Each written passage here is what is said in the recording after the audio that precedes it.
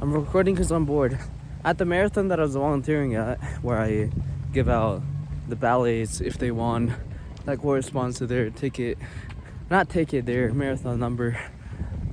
I was thinking about how, even that, people have different reactions to how they perceive winning. At the end of the 13-mile half a marathon, you would think you would be hyped. Technically, you've done and achieved an amazing feat, so you should be happy and proud. But no. Most people are exhausted, and there was just like this smile plus extreme exhaustion, which is probably the default reaction to these such things. And that was, for the first timers, it was just immense exhaustion. And for the long-term marathon runners, it was just their way to just happily check their time before moving on and getting water, seeing if they want, getting food. And then, of course, you have the few outliers who are actually angry, furious. Well, not furious. They're just angry at their own inability to beat their personal record, which is perfectly fine as well. Sometimes that anger drives us to do better. I find it interesting to see how insecurity could fuel motivation, that motivation being putting to a better output. Sometimes not really. Sometimes that motivation is like, oh, I need to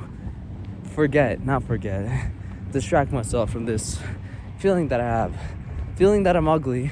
Okay, just eat more food, just watch some videos, distract yourself from it. Other people, or I would honestly call them the outliers, the rare few. Okay, I'm ugly. Let me actually see what I can do to improve it. Is it my skin? Is it my physique? Is it my attitude, my posture? Then work your way up from there. I say a lot of thens and ands. I consider myself to be a good communicator, yet I still have this inability to get rid of a few filler words. That's not a bad thing. Sometimes those filler words are to help you sound more natural. Podcasters, they probably have the best communication in the world, especially with their guests who bring on public speakers, still use filler words. They still do and ums to think more and to think more about what they wanted to say. The only person I've seen fill that part with silence deliberately and more consistently is Alex Hormozy. And the only podcast I listened to him was his few Mind the Game podcasts and the 2 podcasts with Chris Williams. He's a great guy. Very smart. I still envy those who can be self-accepting of their looks despite how they feel. That probably means they had good parents that told them to love themselves despite how they look. Like, I personally think I would look much better with a more stronger physique, better skincare, better nutrition, of course, and not makeup, haircut, and fashion. I find myself a little bitty angry for not working on those.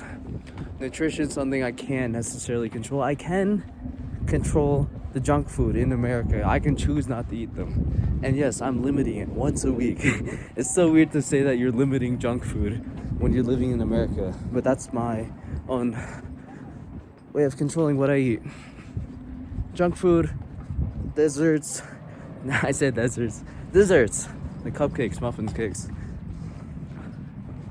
chips, obviously.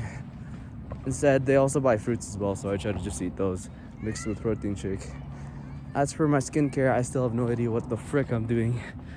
Get a cleanser, I guess, and then what? Some sort of soft moisturizer, and then nighttime add another layer. Put on I'm forgetting the word for it.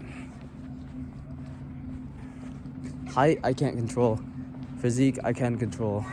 Fashion, I can control. Haircut, shaving my eyebrows, my haircut, I can control. So, there it is. In terms of appearance, those are the stuff you can control. Kind of derailed the conversation, but I'm here anyways. Bye-bye.